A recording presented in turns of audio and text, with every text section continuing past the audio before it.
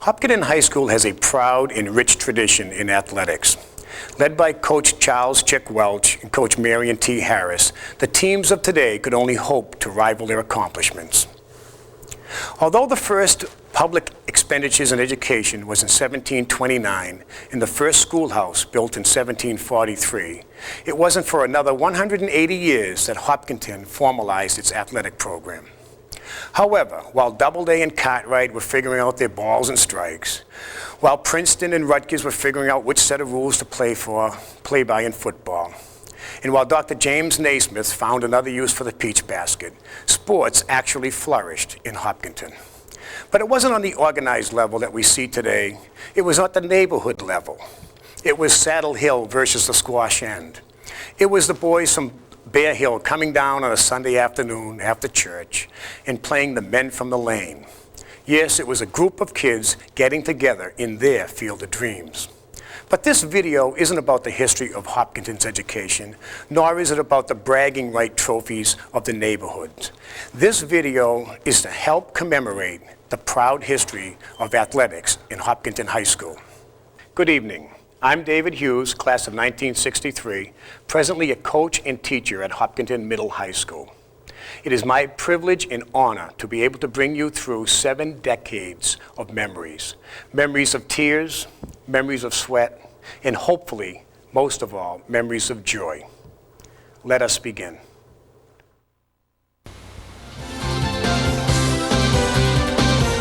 The early 20s saw the advent of organized sports at Hopkinton High School. The first recorded interscholastic sport was football, coached by Chick Welch, and the first games were played at Hope Field with such players as Ig Crowley, John Smith, Billy Smith, Benny McMillan, Ted Halley, Ken Cronin, Lawrence Lucas, Bill Hilliard, and Jack Danahy. The 1926 Ashland game at Hope Field was won when Hall of Famer Barney Mullins ran the length of the field for Hopkinton's only touchdown and had to drop kick the extra point twice because of an offsides call. Hopkinton 7, Ashland 6.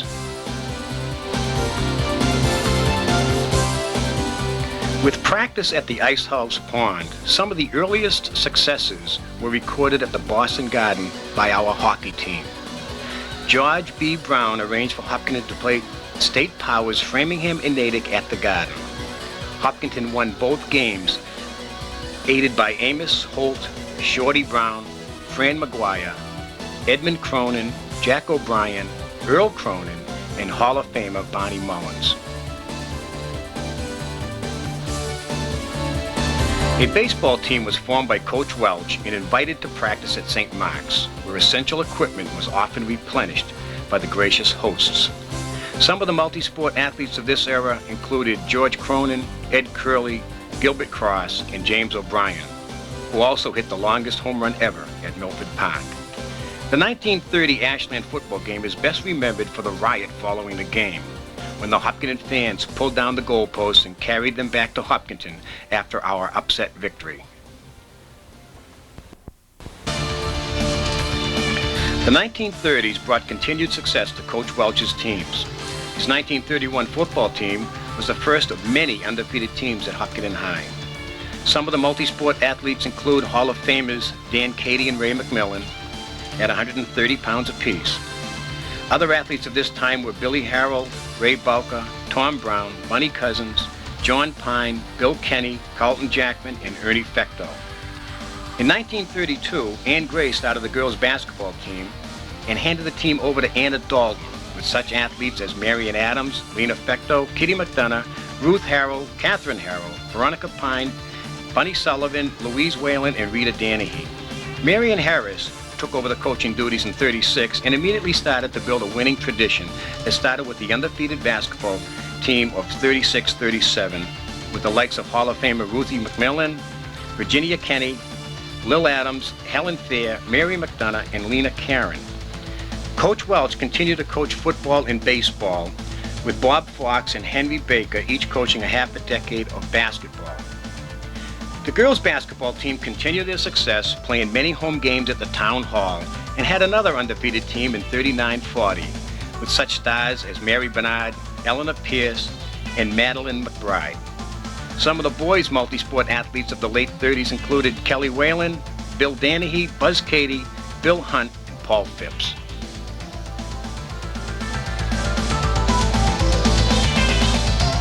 Stone throwers' uniforms were used because Coach Welch served the dual role of being coach not only of Hopkinton High School, but of the stone throwers as well. The 1940s began the golden era of girls' sports at Hopkinton High because it was the most successful in terms of team records. Because of Miss Harris's team success during the 40s, 2 women are being inducted from this decade. 1944's Jean Balker and 1947's Rosalie Davis. Due to the outstanding play of this era, it can be expected that others from the 40s will be future Hall of Famers in the years to come.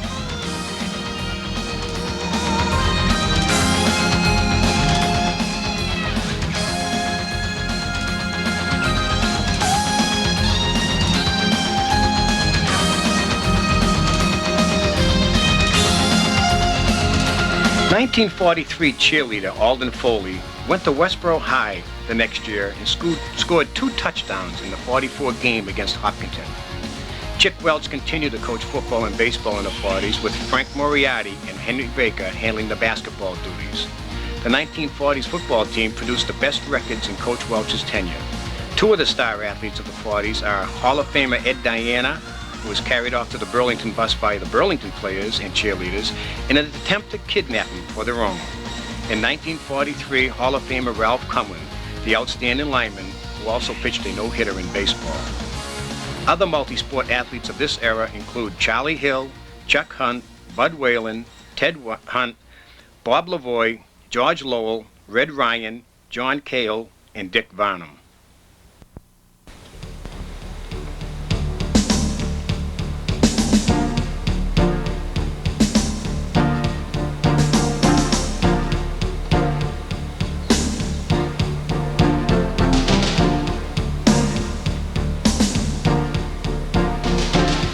As in most of Hopkinton High history, many of the outstanding female athletes of this era were also cheerleaders for the boys' teams, including Hall of Famer Rosalie Davis, as seen in her cheerleading uniform and subsequent basketball uniform.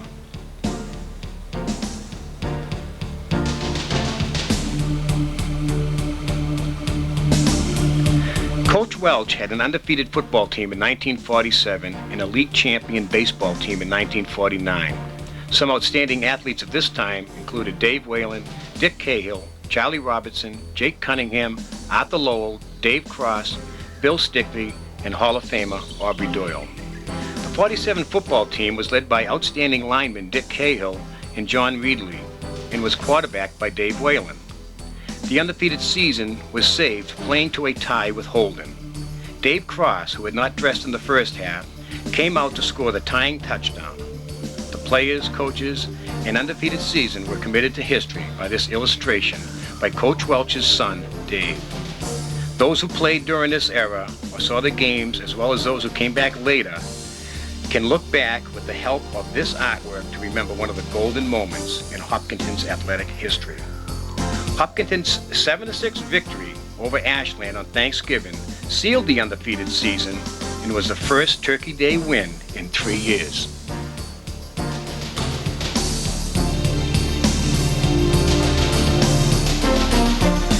1942 was the beginning of a string of 7 undefeated softball seasons. Miss Harris also coached 8 basketball teams with 2 or fewer losses. These teams included Hall of Famers Rosalie Davis and Pat Doyle, who once hit 5 home runs in 1 game. Other outstanding athletes on these undefeated teams included Helen McHatton, Pauline Wonderly, Mary Coyle, Claire Cunningham, Kitty Ward, Charlotte Pentheny, Jean Entwistle, Angel Vartanian, Marilyn Varnum, and Ruth Davis. The team manager for the most of this era was Joe Ellen Spinazzola, who, despite the loss of a leg to cancer in the 8th grade, continued to help Miss Harris in every way possible. Joe Ellen died just before graduation, but is remembered by the Joe Ellen Spinazzola Memorial Award given at graduation each June.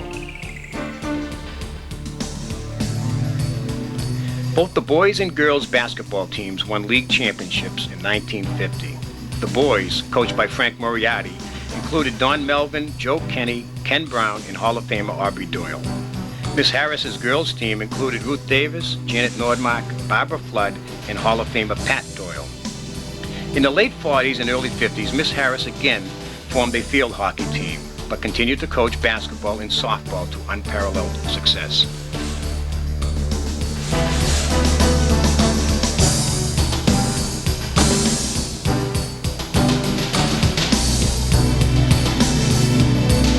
Bill Dempsey took over the coaching duties for all three sports in the early 50s and was aided by such athletes as Paul Balka, Ed Ryan, Bob Diana, Skip Hayward, George McBride, and Ramey Robbins. Some of the girls that played in the early 50s include Pat Peterson, Beverly Wilcox, and Janet Pine. Some of the cheerleaders of this time included Janet Pine, Nancy Danahy, Judy Shepard, Patsy Harrington, Phyllis McDonald, and Marilyn Downey.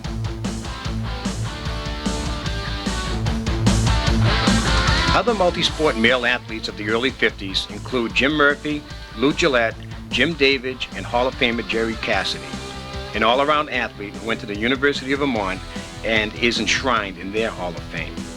Miss Harris's team continued their winning ways, including an undefeated basketball team in 1955 with the help of Mary Ann McDonald, Jane Gillette, Charlotte Hazen, and Hall of Famers Annie Martin and Jackie Irving. In 1955, Mario Muriello took over the boys' coaching duties and had an undefeated football team in his very first year. Some of the stars of this era include Hall of Famer Jerry Cassidy, Jim Davidge, John McBride, and Jim Murphy.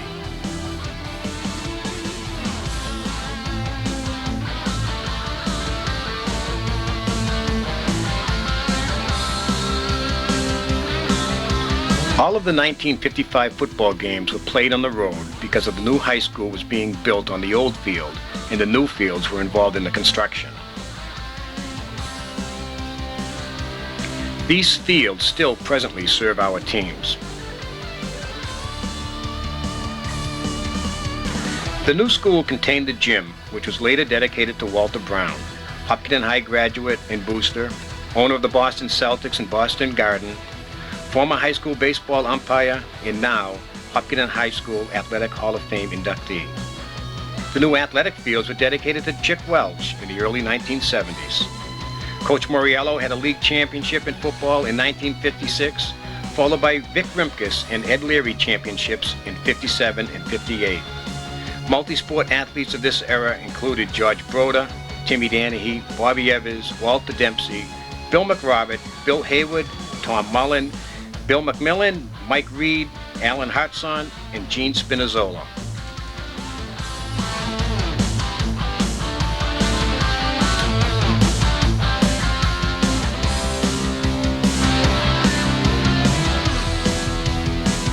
Some of the outstanding female athletes continued to act as cheerleaders.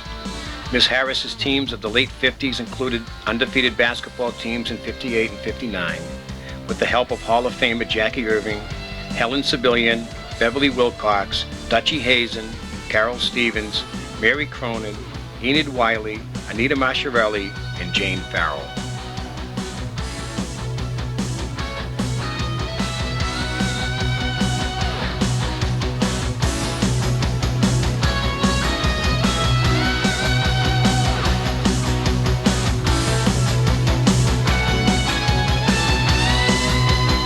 The end of the 1950s and the start of the 1960s brought a complete overhaul in the boys' coaching ranks. After 4 coaches and 5 years in football, Ed Hayes took over in 1959 and built a team that won a South Central League championship in 1963. Aubrey Doyle coached baseball in 1959, followed by Ed Hayes from 1960 to 66 with a state tournament team again in 1963. Clayton Smith coached basketball from 59 to 62. On the girls' side, the Marion Harris coaching era of varsity sports ended after more than 2 decades. Eva Kiley took over the basketball duties with Paul McCormick handling the softball team. Some of the outstanding boy athletes of the early 60s included Eddie Murphy, Fred Murphy, Ted Gassett, Paul Sheehan, Billy Carey, Barney Hughes, Harry Hamilton, Dick Gooding, Dick Donahue, Jim Kurzankowski, Albie Harris, Dave Hughes, Freddie Harris, Johnny Sashram, Dan Powell, Greg Stone, Tommy Remby, Roland Packard, Dick Strait, Odiozos, and Rick Small.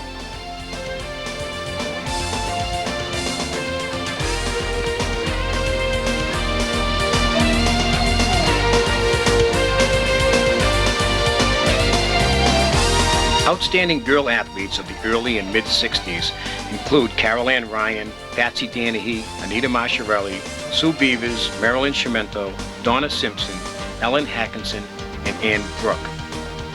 Mary Grass is best known for scoring 35 of the team's 37 points while playing a preliminary basketball game at the Boston Garden under Coach Eva Kiley.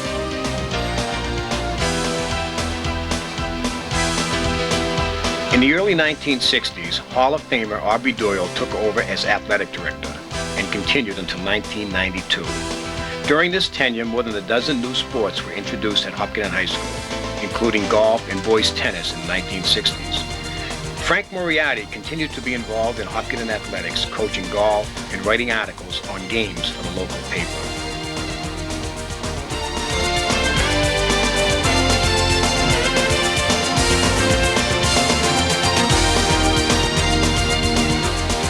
One of the outstanding athletes of the mid-60s was Hall of Famer Billy O'Neill, a four-year starter at quarterback, a 1,000-point scorer in basketball, and a standout baseball player. Other outstanding athletes of the mid-60s include Tom Conley, Mike Brady, Mike Whalen, Jim Fitzpatrick, John Bowker, Len Chesmore, Frank Pizisco, Tommy Grass, Bob Shepard, and D.P. Hamilton. Aubrey Doyle took over the football coaching duties in 1966, with Ken Burt taking over basketball and baseball. Some of the outstanding girl athletes of the late 60s include Susan Small, Paula Hughes, Debbie Tynes, Jude Campbell, Paula Hamilton, Jeanette Deletti, Cheryl Hitchings, and Andrea LaRue.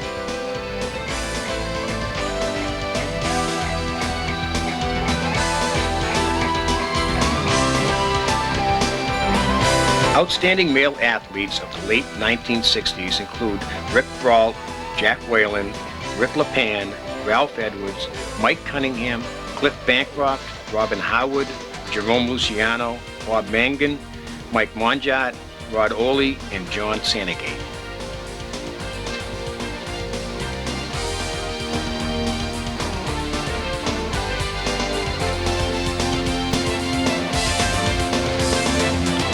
The early 1970s produced such athletes as 1971's Terry DeLeo, who is currently ranked among the top 50 amateur golfers in this country. Other athletes include Charlie Brock, Kemi Hain, Rick Phipps, Mo Whalen, Tom Nealon, Paul Carter, Scott Haynes, Billy Stickney, Jim Nugent, and Bob Strait.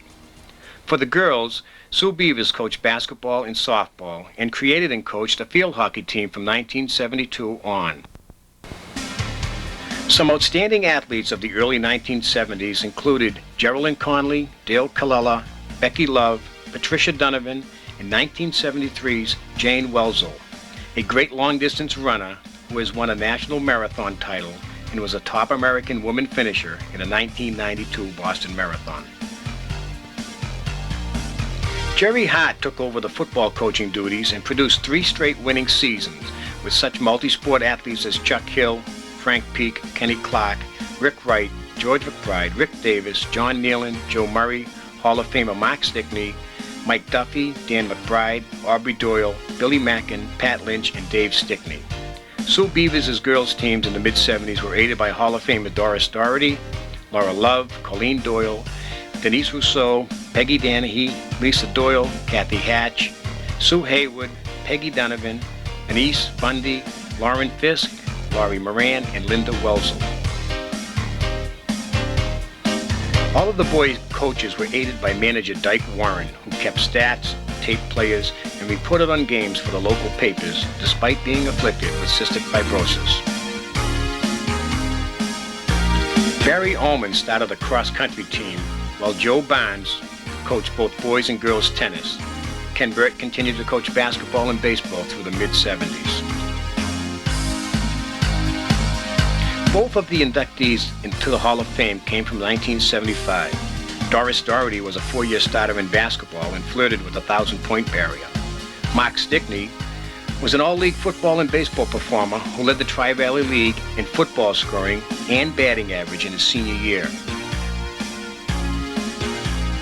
Frank Moriarty was in his fourth decade of coaching, handling the golf team.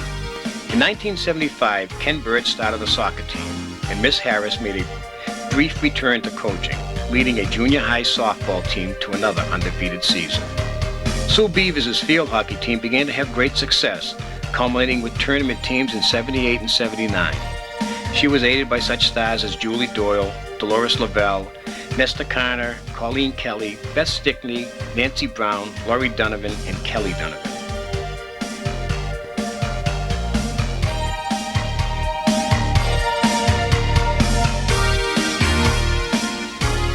Paul McCormick took over the baseball coaching duties, with Dave Hughes coaching football and Dick Bliss handling both basketball and golf. They coached such athletes as Bobby Hill, John Davis, Billy Reinertsen, Sean Kelly, Mark Mackin, Jay Hagberg, Dave Peterson, Bruce Lawrence, and Jeff DeVincentis, an all-state golfer who is presently a teaching pro.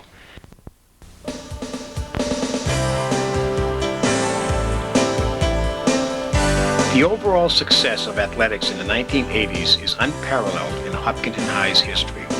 Although the record of the girls' basketball and softball teams of Miss Harris's tenure may never be equaled, the overall success of both the boys and girls teams in the 80s were outstanding.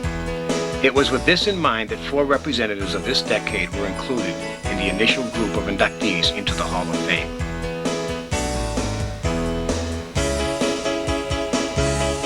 Under the tutelage of Dave Hughes, the football team compiled an incredible record of 70, 27, and 3 during the 80s, winning 72% of their games, including only 1 loss to Thanksgiving Day rival Ashland.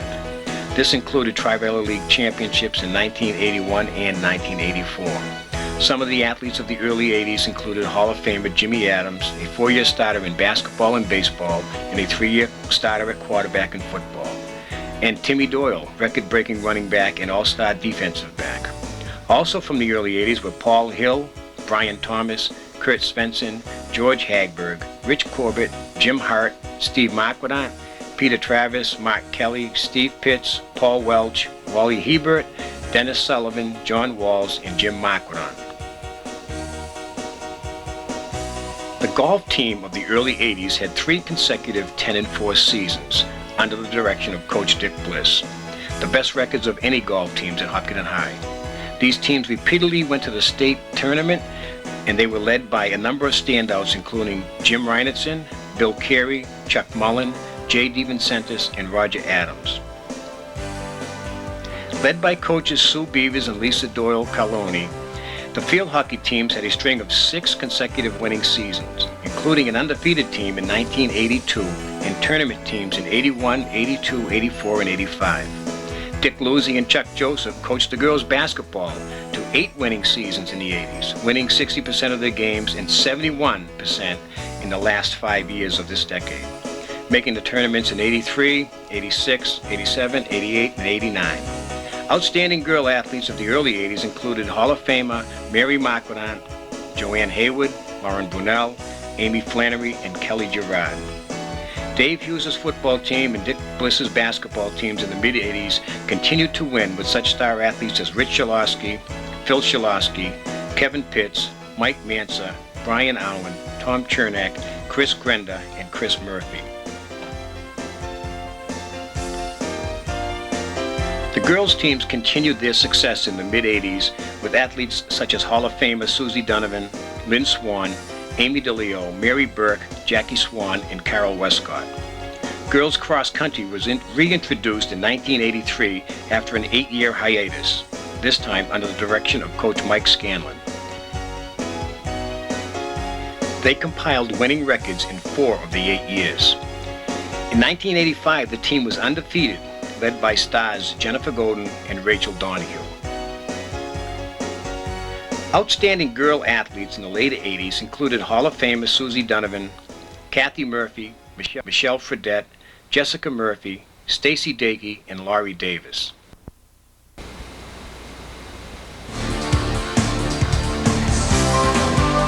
The boys' basketball teams under the direction of Coach Dick Bliss had 3 tournament teams, 1982, 1985, and 1987. The 87 team played in the semifinals of the Division III Eastern Mass Championship. Paul McCormick continued to coach baseball and Dave Hughes football.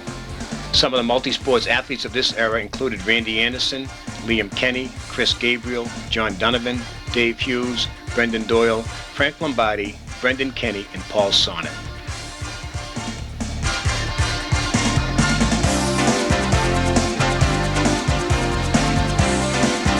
Since 1987 being the last year of eligibility for charter membership in the Hopkinton High School Athletic Hall of Fame, the athletes and teams of today have continued the tradition of success, with the 1993 girls basketball team playing at the Boston Garden for the Eastern Mass Championship, and the 1992 girls cross-country team posting the most recent of 19 undefeated teams at Hopkinton High School.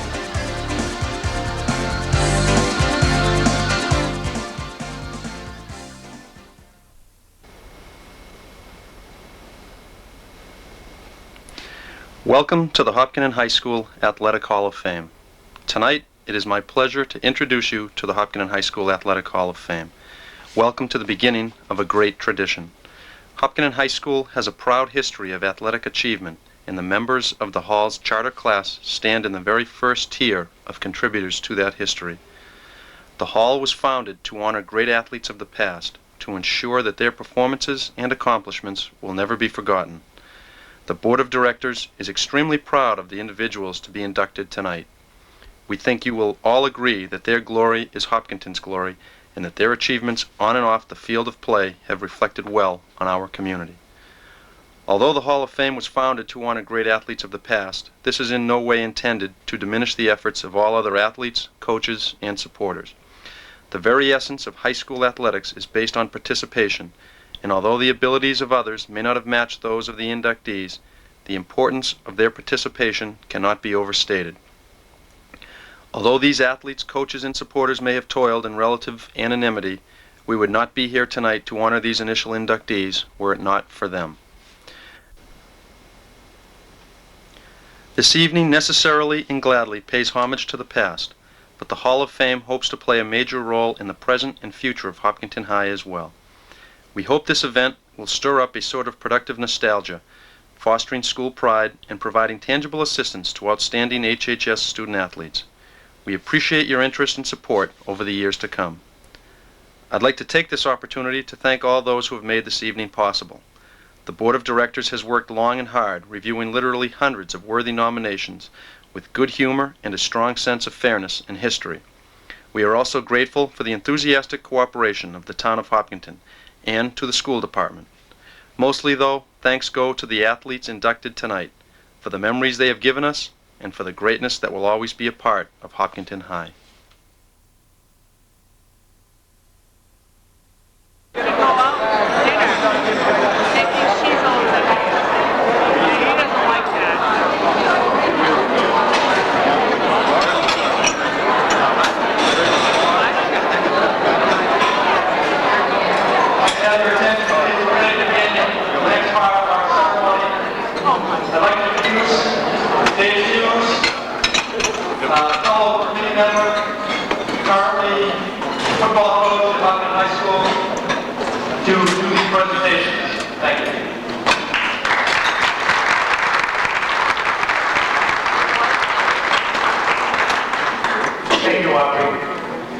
Well, one of the most frequent questions I've been hearing is, how did you guys start this? Well, I think it was downtown. Young Aubrey Doyle came up to me and said, did you ever think about starting a Hall of Fame, or do you have something on that idea? And I said, yes. I said, I'm going to start one in a couple of years. And then he said, well, geez, I'd like to get involved with it too. And I said, well, I'm very busy in the fall, so right after that, but it was within weeks that he got a committee together. We're talking last summer. And in the fall, we started the first meeting of many, very many, and here we are. And you people that are inducted, if you think the FBI does a thorough check, you should see this committee. Well, we're going to start with the beginning, and Charles Chick Welch is our true beginning. He was born in Natick, graduated from Natick High, graduated from Phillips Exeter, the same school that George Bush graduated from. and Holy Cross. Then he came to Hopkinton to coach football and baseball in 1923.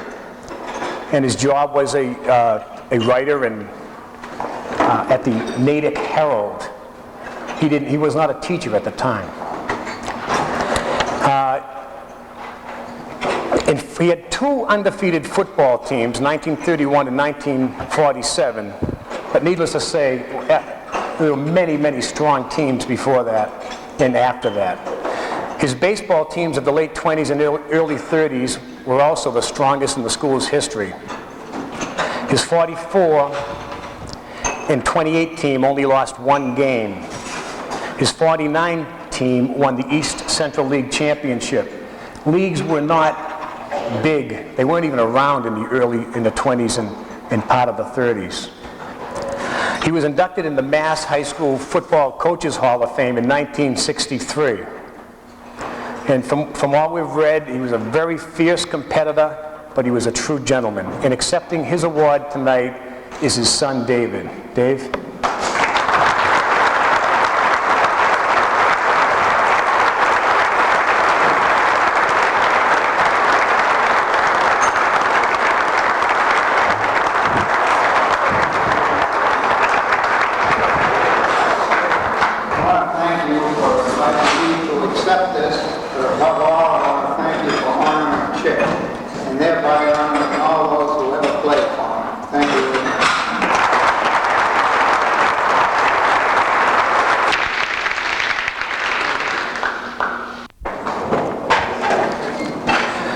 Our second inductee is Walter Brown, class of 22. And he's been given credit for making Boston really the sports center capital of New England. He graduated in 1922 from Hopkinton and 1926 from Phillips Exeter Academy.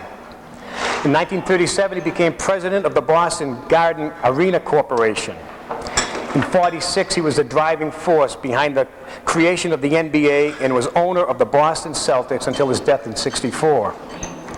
Walter Brown made it very big in sports, but he never forgot his roots. He provided funds, equipment, guest speakers, anything that Hopkinton needed. In fact, I think there's a question whether the Celtics are green and white because of us, or we're green and white because of them. I'm not sure. He would spearhead many needed athletic projects in this community, and our gymnasium, as you saw in the video, was dedicated to Walter Brown, a distinguished citizen. But he was not only the owner of the Celtics, he was an Olympic official, chairman of the Basketball Hall of Fame, and was also inducted in the Basketball Hall of Fame in 1964. Receiving his award tonight is his daughter, Marjorie. Marjorie.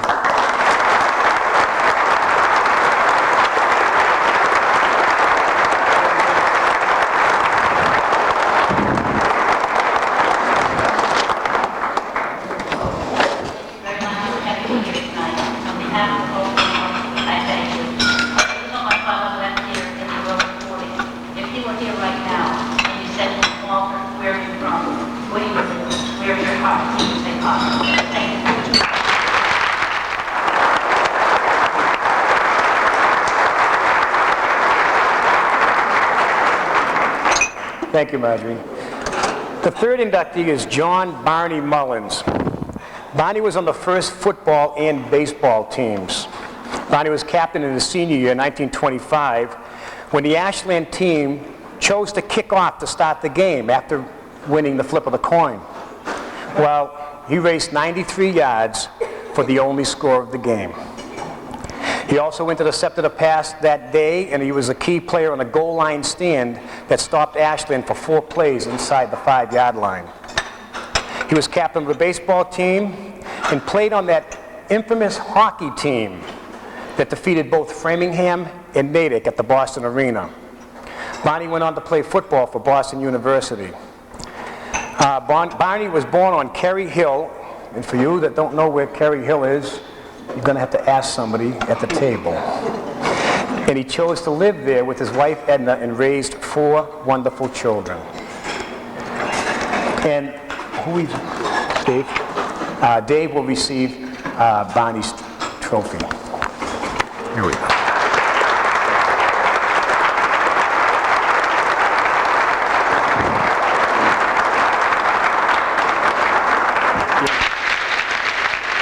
Dave, I'm one of those wonderful children of mine. I'm still a townie. I'm very proud. This is a heck of a moment for us. Very proud to receive this for Barney. My sister Uni's here with us. John and Kathleen couldn't be here. And my mother and the sister Mary are here. Okay, so you get, boy, it's really something that Chick. My father played for Chick Welch, and I played for Chick Welch. Thank you, Hoppy.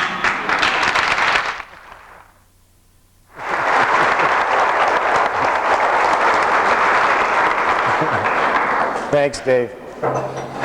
Dan Cady, class of 31.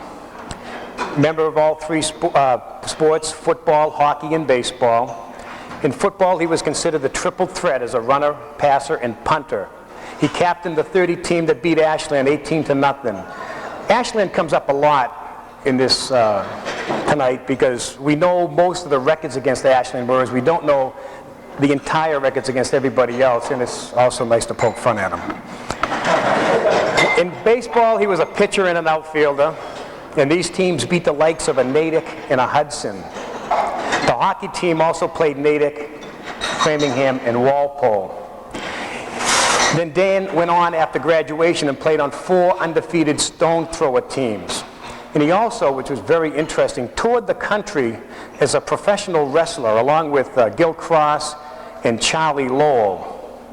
And I was showing this to one of my colleagues at work, and they knew of Dan Cady, and he only had 3 comments: tough, tough, tough. He lived in 4 Corners in Hopkinton.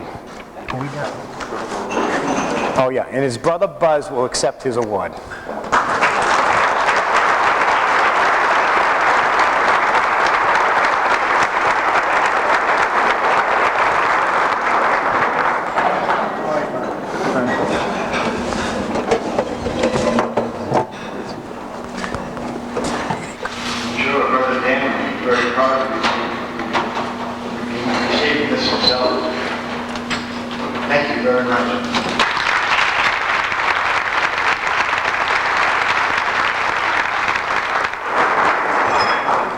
Thanks, Buzz.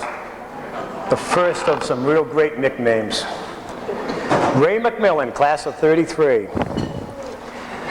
Ray started for 5 years in football, never weighing more than 130 pounds. In a game against Ashland, he caught 17 passes. In another game, he caught 17 passes that was thrown from Tom Brown.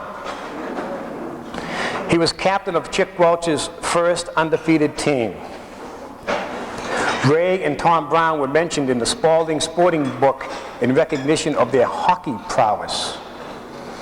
Ray also played for 5 years on the baseball team, mostly at shortstop, truly an athletic position. His senior year, he was 17-1. Now Ray, needless to say, he lives on Kerry Hill also, with he and his wife Eleanor. But every afternoon during football practice, he comes up for a period of time and watches. And believe me, if things aren't going right that week or after a game, he gives me the and he straightens me out. We're very proud of you, Ray. Come on up.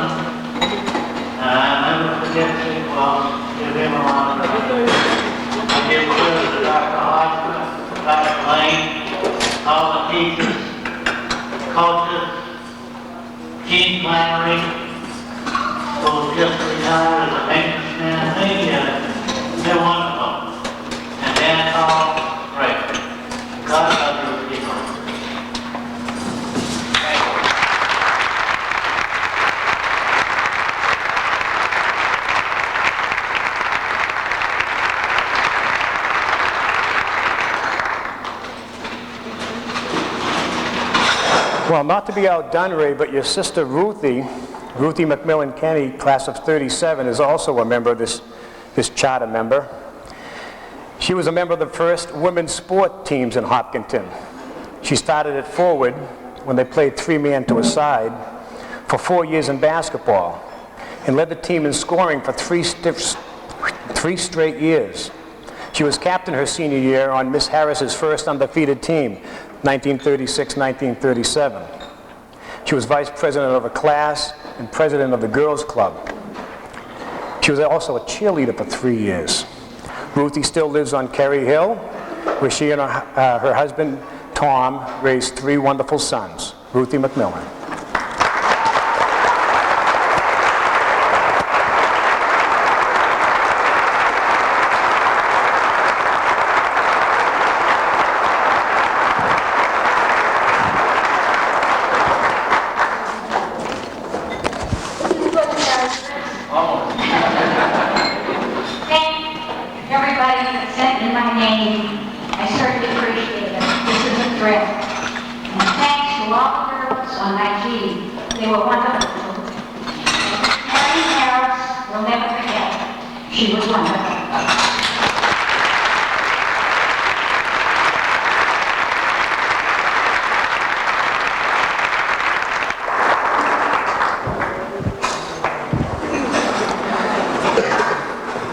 I have a proclamation here from Barbara Gardner. The Commonwealth of Massachusetts, the House of Representatives, be it hereby known to all that the Massachusetts House of Representatives offers its sincerest congratulations to the 24 charter members of the Hopkinton High School Athletic Hall of Fame in recognition of your outstanding athletic accomplishments. The entire membership extends its very best wishes and expresses the hope for future good fortune and continued success in all endeavors. Given this 15th day of May, 1993, at the State House, Boston, Massachusetts.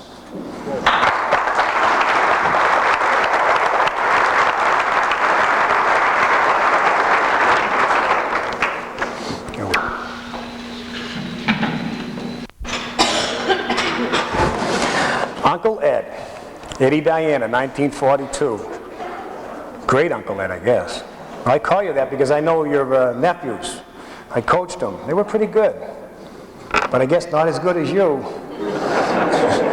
Ed was a 3-sport letterman at HHS. He will long be remembered for the man that led the Hilltop Ironmen to a 19-6 victory over Ashland. It was the first victory in 10 years over Ashland. He was also a triple threat, a runner, a passer, and a punter. He was an honorable mention All-Scholastic in 1940 along with teammate Chuck Hunt. Ed was captain of the baseball team, playing the outfield, great foot speed, and batting third in the lineup. In the winter, he was the star guard on Henry Baker's basketball team. After graduating from Hopkinton, Ed went on to Holy Cross College. Ed presently resides in Framingham and has raised 2 children, Eddie Diana.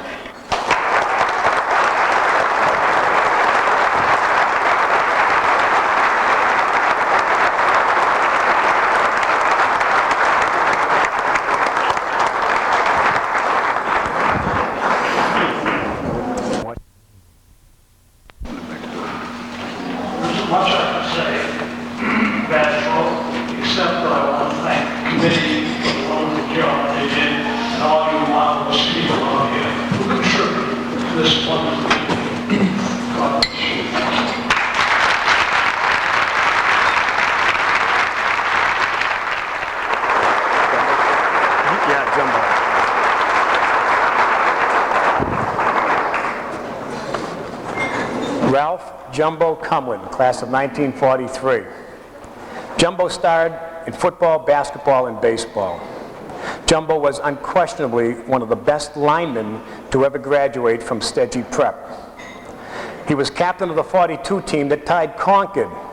And believe me, when I first got into coaching, Concord was the team to talk about. They had 56 straight wins, while Hopkinton tied them. That's quite an accomplishment.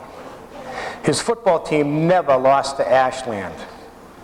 In basketball, for Henry Baker and Frank Moriarty, he started at guard for 3 years. A 3-year starter in baseball, he played pitcher, catcher, and the outfield for Coach Welch. The most memorable moment for Jumbo was his no-hitter against Ashland his senior year. Jumbo went on to play basketball, football, and baseball for Ventura College in California. He captained all 3 sports. Cookie's little brother, Jumbo.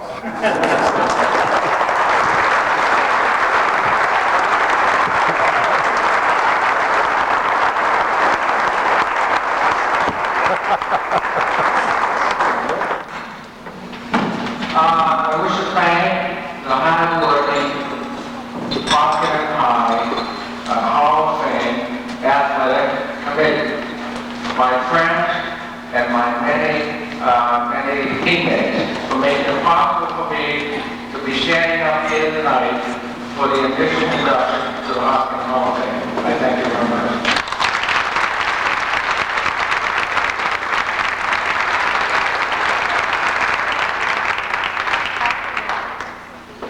Thanks, Jumbo. Before we go on to the next one, I'd like to introduce a couple of school committee people in our administration. Marie Eldridge and Tom Nealon, would you please stand, our school committee people?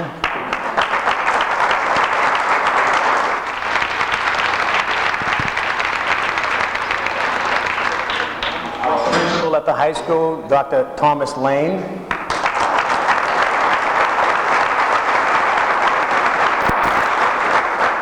And our athletic director, who took Aubrey Doyle's place, Mr. Richard Bliss.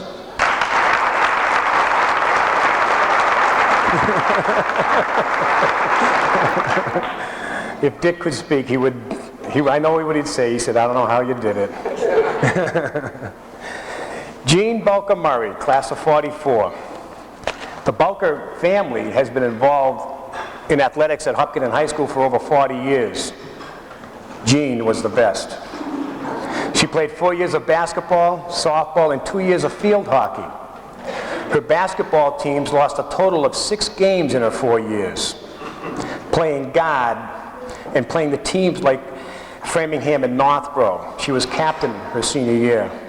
In softball, she was on 3 undefeated teams, playing at first base. She was captain her senior year.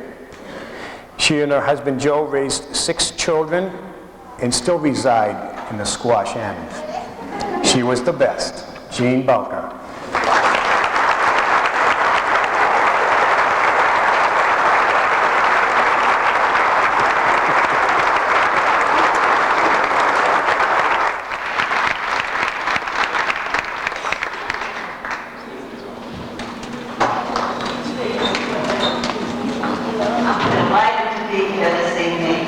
Many happy memories I had at Hopkinton High, and thanks to all who made this night possible.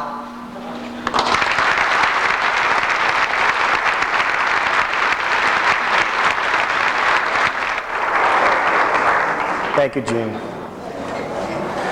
Rosalie Diddy Davis Brown, class of 47. Rosalie was a star on Miss Harris's basketball teams from 1944 to 1947. She played forward and was captain and high scorer her senior year. In all 4 years, the team lost only 4 games. On the softball diamond, Diddy pitched and played in the outfield. She was considered a heavy hitter, but very smooth in the infield during this golden age of softball. The team was undefeated all 4 years. Diddy was truly an integral part of these teams. After graduation, she played for the Hopkinton Rockets in the Framingham Women's Basketball League. Her 4 years of playing also produced a league championship. Rosalie is presently married to Tom Brown and lives in Southborough. Diddy Davis.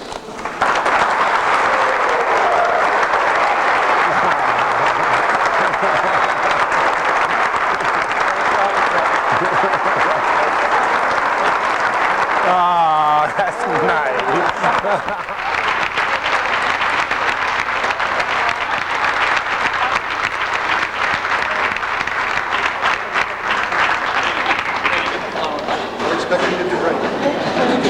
I represent Woodville.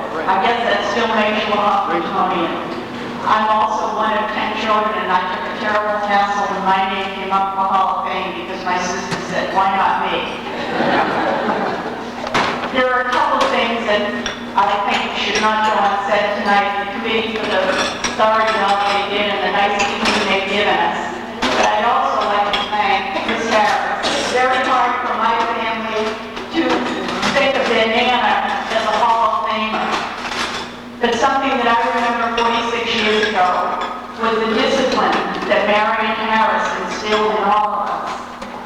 I was known as one of Madam Harris's Bloomer Girls, which was very hard to take going through the teenage years. But I will say that all of the things Ms. Harris expected of us helped me later on in life. She expected you to keep your marks up, which we did. She expected you to be respectful of everyone around you, including her, and boy, she meant it. And she gave me the advice that made me a national basketball referee. And I can't thank her enough for all she did for my life as it went along. Thank you.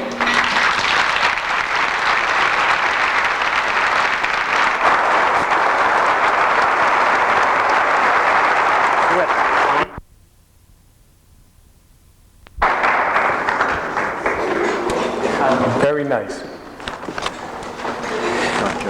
Okay. Dr. Joseph Annunziata. Doc Joe was a team physician from the early 50s until 1977.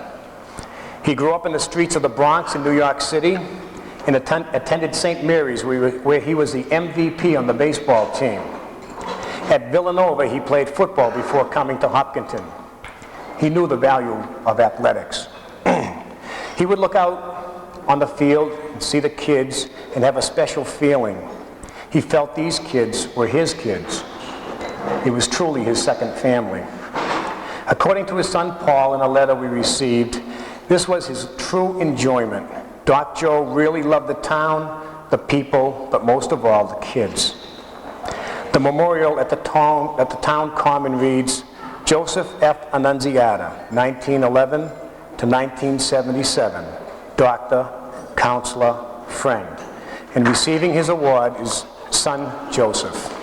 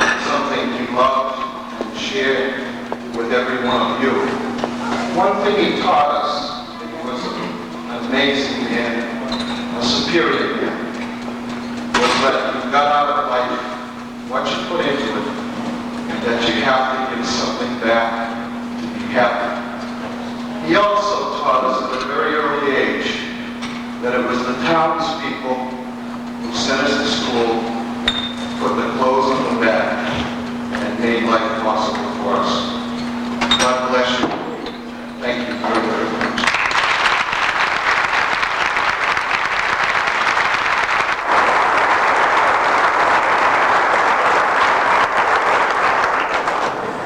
I remember your overhand fastball in Little League. Now I know where you got it. At this time, I would like to introduce some of the coaches that are in the audience that have coached or are presently coaching at Hopkinton High School. And of course, Dick Bliss, basketball and golf. Please stand, Dick.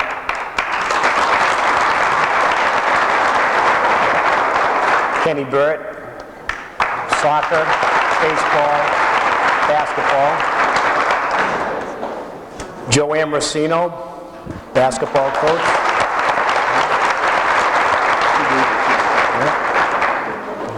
Sue Beavers, everything.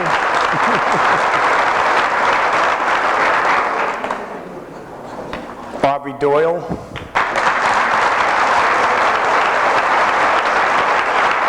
Marion Harris.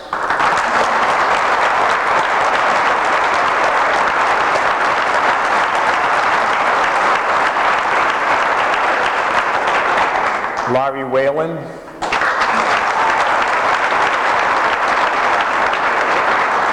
Chuck Joseph.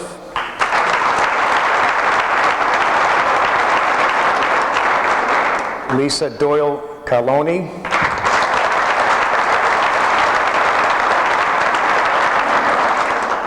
And Mary Marquardant Corby.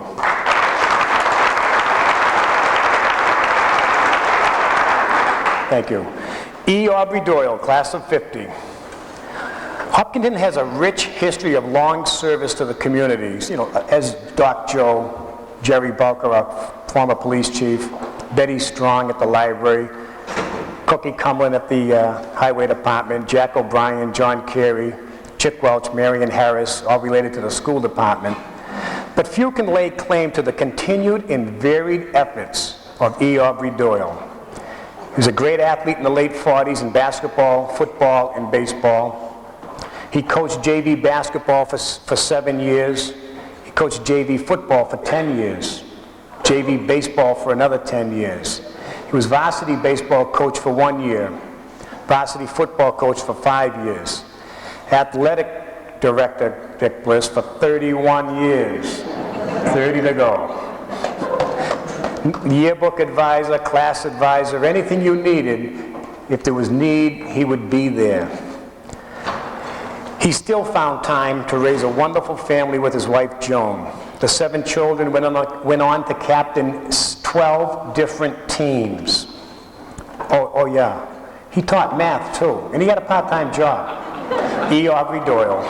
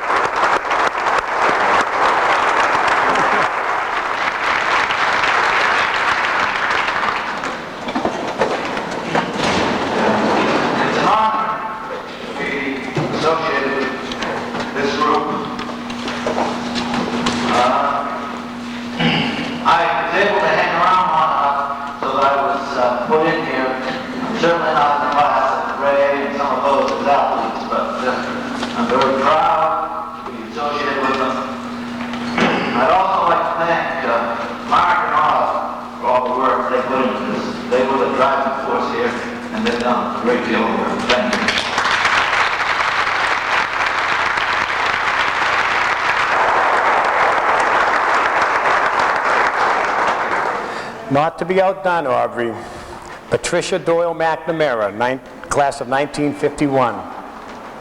She played field hockey, basketball, and softball. In field hockey, she was captain of the 49 team, the first year the sport was played since '45. In basketball, she played guard on the varsity team for 6 years, starting the last 3. She served as captain her senior year. During these 3 years, the overall record of the teams was 44-3-1. In softball, Pat started on the varsity for 6 years. We're talking 7th grade. She played all positions, but concentrated mostly on the pitcher's mound. During her first 3 years, the team did not lose a game. In her last 3 seasons, the team lost once each year. Too bad. She was also a feared slugger, batting in the cleanup slot as early as her freshman year and hitting 5 round trippers in one game. Following graduation, Pat continued her basketball playing career in both the Framingham and Marlboro Women's Leagues. She presently resides in Shrewsbury and is a mother of 11 children. Pat Doyle McNamara.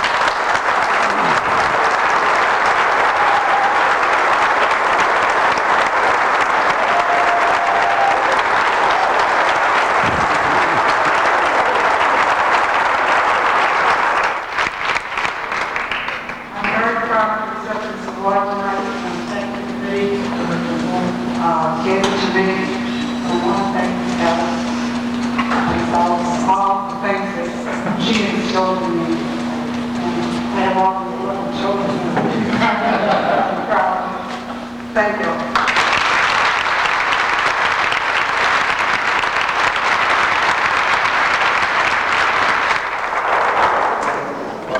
Annie Martin Marcy, class of 1955. A 3-year basketball starter, a 5-year starter in softball at Hopkinton High School. She began practicing basketball with the high school girls in the 6th grade and played on the junior varsity teams in the 8th and 9th grades. As a 3-year varsity basketball starter, Annie started at center and forward for Miss Harris. She was the high scorer, averaging 20 points a game for the undefeated team of 1955. Annie was a starting shortstop and leadoff hitter for 5 years on varsity softball. She was considered a speed demon and stole home numerous times. She culminated an outstanding career in an especially memorable senior year without a loss on the undefeated softball team of 1955. In her senior year, Annie was also the head cheerleader for the boys' teams. Annie and her husband Fran currently reside in Hopkinton. Annie Martin.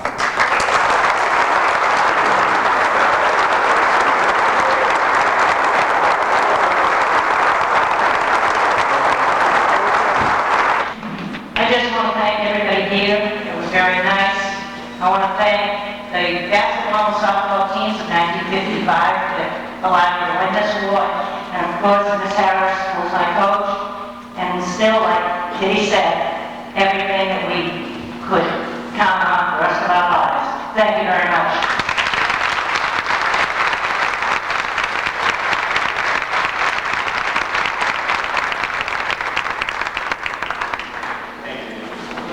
This time I'd like to introduce our select person, selected Sally Snyder.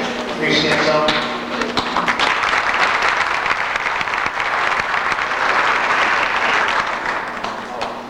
Gerald J. Cassidy, class of 56, a running back and linebacker on the football team for 3 seasons, captain of the most recent undefeated football team in Hopkinton.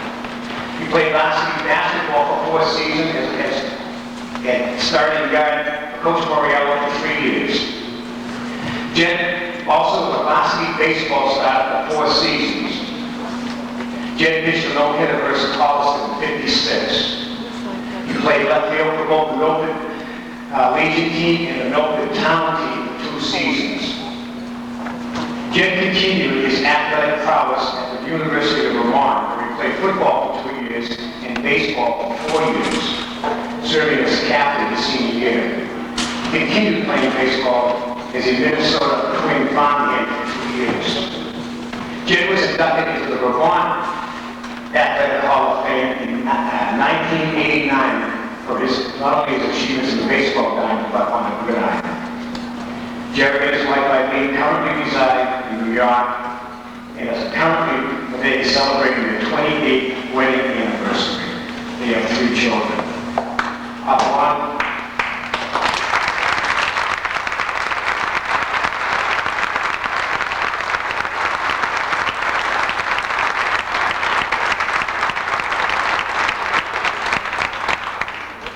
Thank you very much.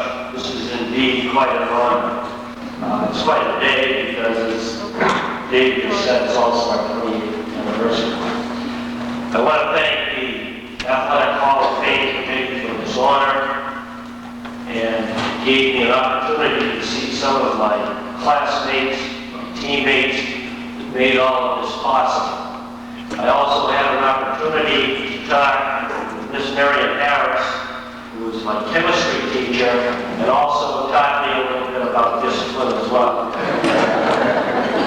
It has been a very outstanding evening for myself and my family. Enjoyed it very much. Thank you.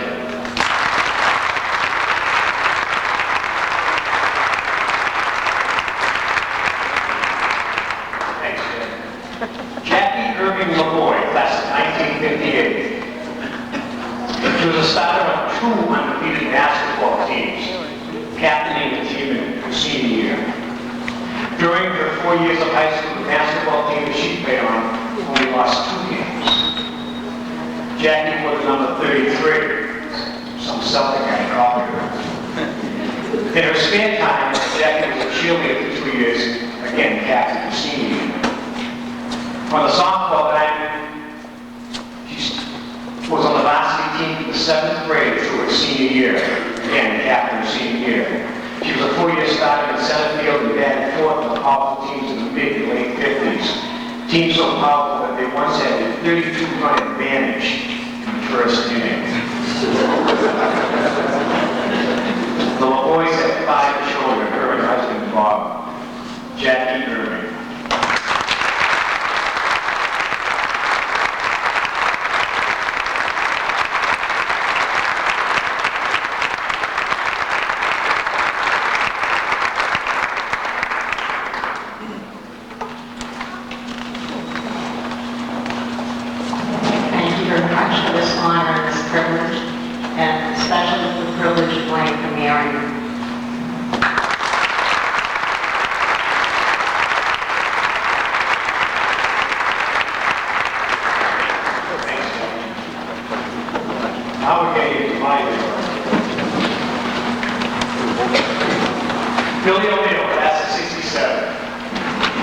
This guy was just I call him the All-American boy. Started for 4 years in 3 sports, football, basketball, and baseball. He was quarterback 4 years on a football team, helping the football team win the South Central League Championship in his freshman year under Coach Ed Hayes. In basketball, under Coach Ambrosino and Coach Kenny Bird, he scored 1,000 points. He was the first player to score 1,000 points that we know of at Hopkinton High. In baseball, he was also great at third and pitcher. He went on from Hopkinton to prep at Cheshire Academy. He played both football and basketball. Now, that wasn't enough, so he went on to BC. He played a freshman year of basketball and 4 years of football. He was one of the best, Billy O'Neill.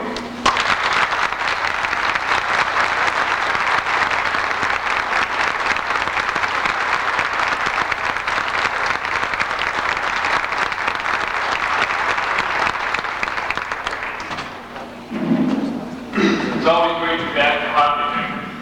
For those of you who don't know, I live in Miami. And I did get this color today in Miami. I got it up here in Hopkinton. It's great to see the old coaches, Harvey Doyle, Joe Ambrosino, Ken Bird, Marion Harris. She also taught me chemistry and also some lessons in sports. Sorry to see that Ed Hayes is here. Hoping all about prayers.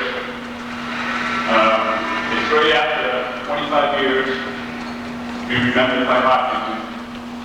I love it.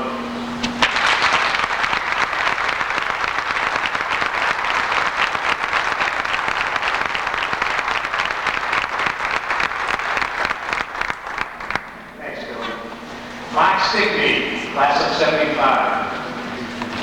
Known as the Man Mountain during his playing days. When you see him, he's a Man Mountain, believe me. He started on the football field for 3 seasons, scored 134 points during his career as a running back. He also played the end of offense and linebacker on defense. He was an all-league selection his junior and senior year and was named as an honorable mention All-American by Coach and Athlete magazine. Mike played 2 years of basketball at the junior varsity level and was injured each winter season. So he varsity during his junior senior year. But he was a great baseball player, mainly at third base. He was one of the top power hitters in Tri-Valley League during his career, belting out 34 extra base hits and 15 home runs in 2 years. We could use you again. His batting average during this time was .400. He was named to the TVL All-Star team in both his junior and senior year. He continued playing football at the University of New Hampshire, where he was a linebacker on the varsity during his freshman team. He also had a number of tryouts with minor league baseball teams. Mark currently resides in Hopkinton. Mark Stigley.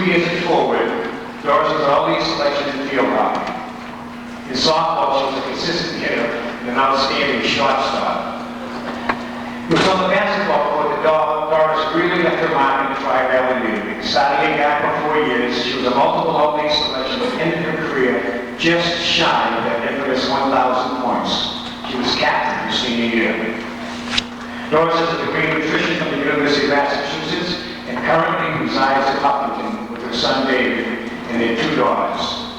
Doris Stark.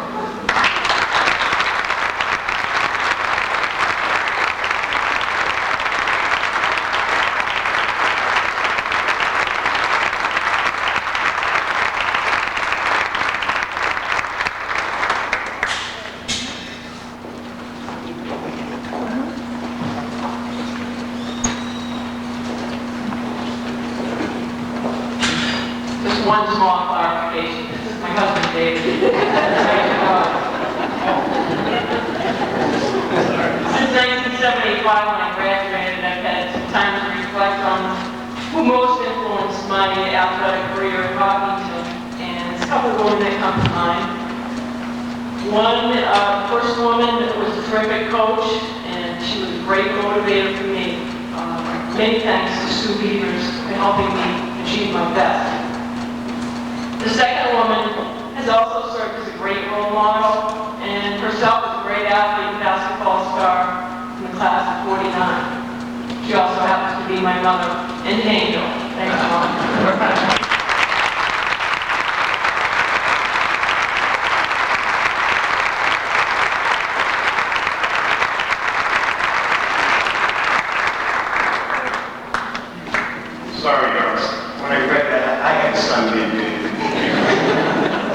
Jimmy Adams, class of 81. He was great. He was a center of attraction in every sport he played. He was a go-to man in basketball. He was a quarterback in football. He was the pitcher in baseball. He did it all. He was one of those great athletes, well, just super in everything. I mean, his accomplishments, the Division 9-1 his senior year in football, captain of all three sports, Tri-Valley League and Middlesex News All-Star teams, Milford Daily News All-Star teams. It goes on and on and on. Jimmy Adams.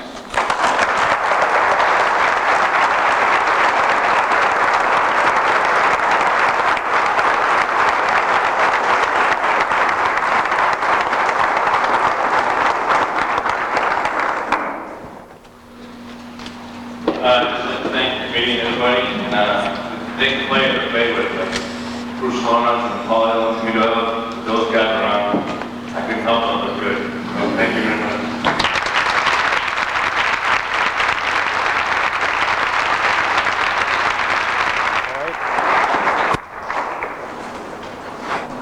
Another Doyle, Timmy P. Doyle, class of 82.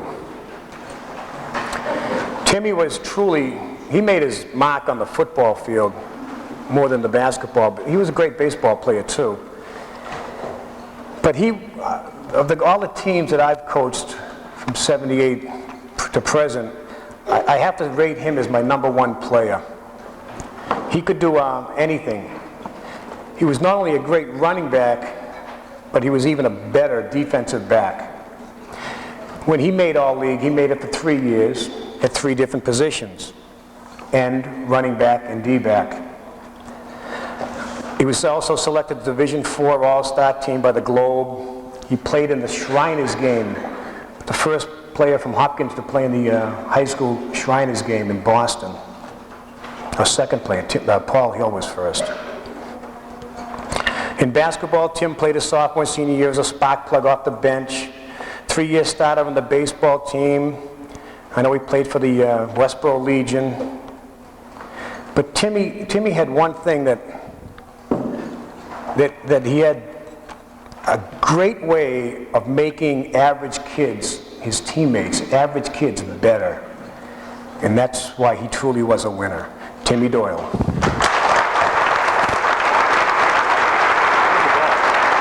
Not there?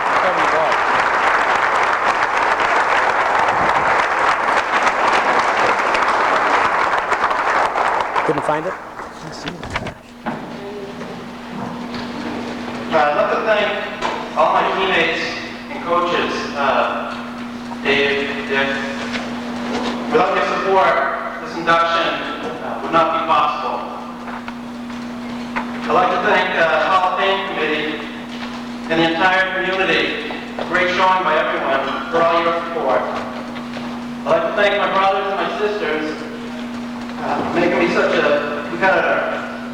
Most of all, I'd like to thank God for having the best parents in the world. Thank you.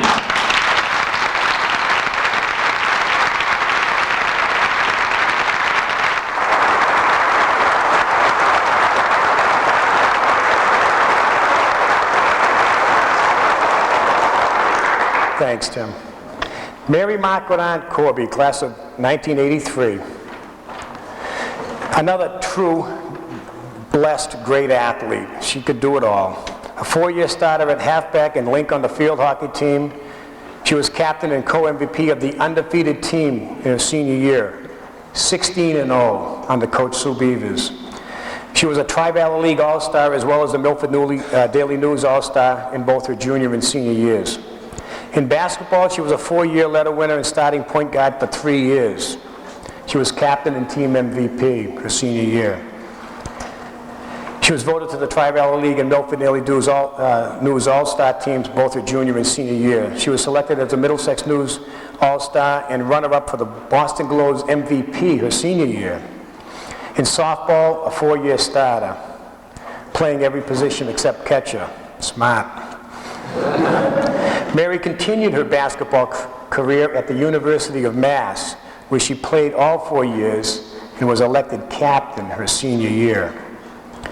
She played most of her games under Chuck Joseph, I believe. Right? Following graduation, Mary gave back to Hopkinton High School as she coached the junior high girls basketball team from '87 to '92. During this stretch, the team won more than 60% of their games, but also built a great foundation for Chuck Joseph's varsity teams. Mary is married to Michael Corby, and they presently reside in Framingham. Mary.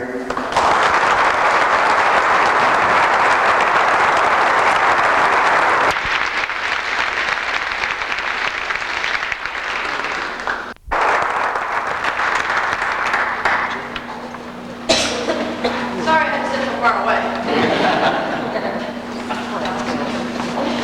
Yeah, really, don't do it out.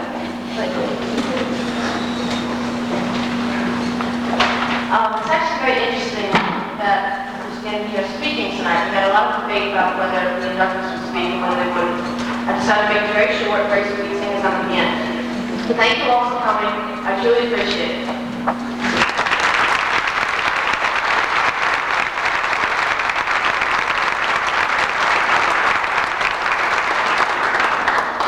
Believe me, it was an argument. But you're not quite the end. Susie Donovan, class of '86, another outstanding athlete. I saw these kids play, so now I really feel part of them. But going back and reaching back into the 20s and the 30s, wow, you guys are unbelievable. But Susie had a superb career at Hopkinton, playing field hockey, basketball, and softball in the mid-'80s. 4-year starter in field hockey, key performer as a freshman on that undefeated team. She was captain of the Tri-Valley League championship team, as well as the MVP her senior year. She was a Tri-Valley League All-Star both her junior and senior year, and the teams won over 80% of their games. Needless to say, they went to the tournament. In basketball, she was a 3-year starter at guard, captain her senior year, and was voted to the Tri-Valley League All-Star teams in both her junior and senior years. She was also selected to the Middlesex Daily News All-Star her senior year. In softball, she was a 4-year starter on teams that won over 65% of their games. She captained her team her senior year and was selected to the Tri-Valley League All-Star team at her sophomore, junior, and senior year. She continued her field hockey career at Brown University, playing all 4 years. She played on both Ivy League and ECAC championship teams and was selected to the honorable mention All-Ivy team her junior and senior year. Susie currently resides in Newport, Rhode Island. Susie Donovan.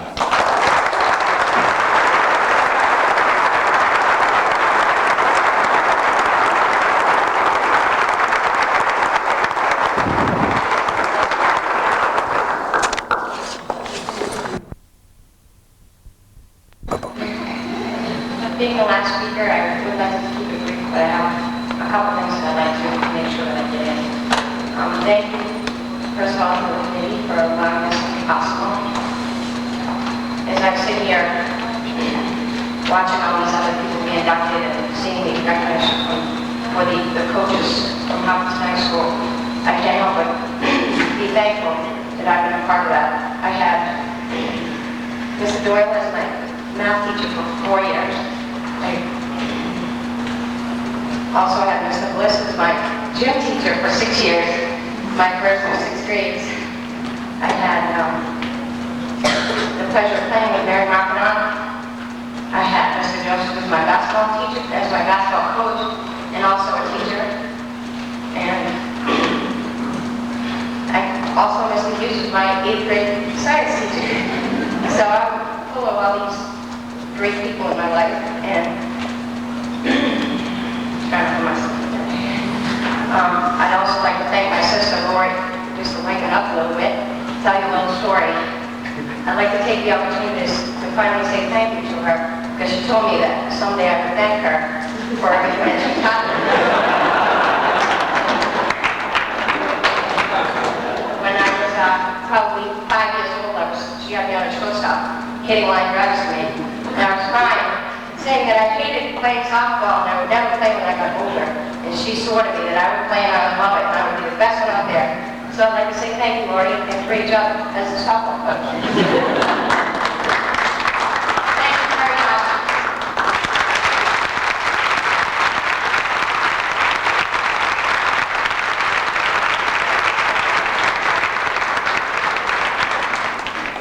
Thanks, Susie. Maury's still slapping the ball around to the infielders, and they're crying too. Everybody wants to be the last speaker, but they can't be. Marion T. Harris. That in itself is a round of applause, as far as I'm concerned. No, wait, Aubrey, no.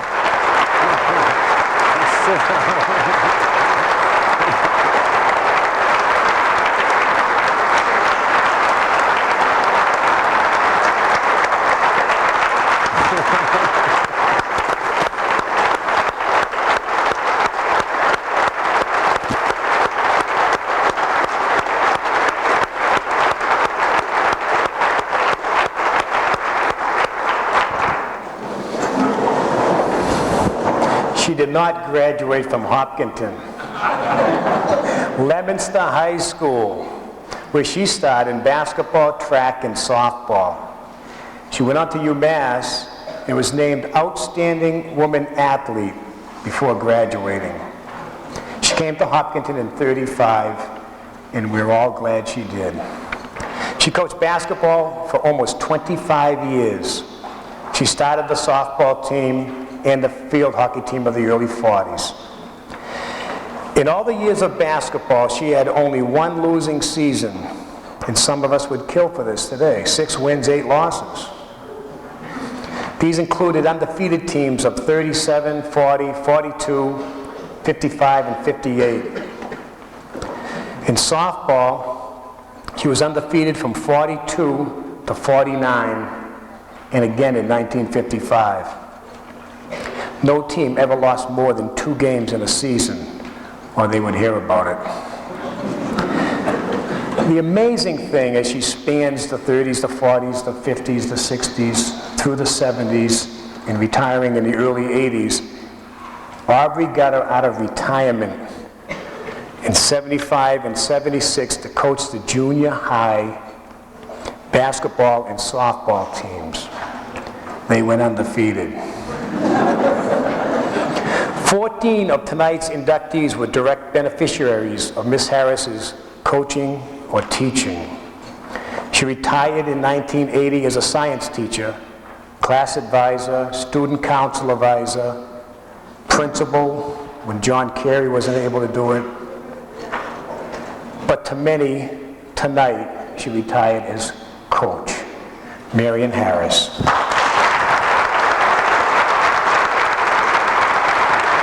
Bad, huh?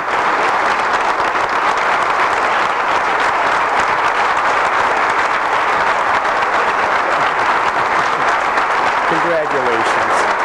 We're proud of you.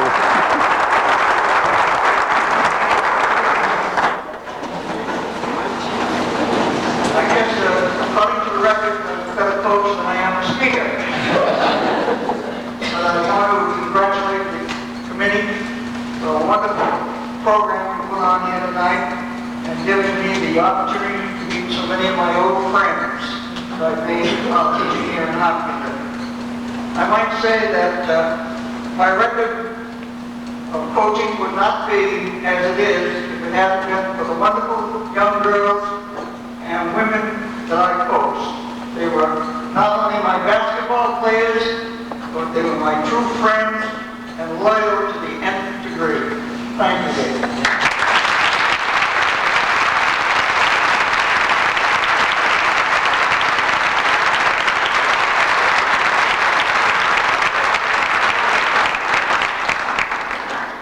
Well, that ends my portion of tonight's segment. I'm going to turn the mic back to Aubrey. Before I do, there are many people out there that didn't get into the Hall of Fame. And needless to say, it wasn't our point to shut them out. Because we're going to have another one, and another one, and another one. And we had to make the separation at some point. But I really want to thank all of you for coming tonight. I personally I think this is a great thing, and it's a great tradition to continue. Aubrey?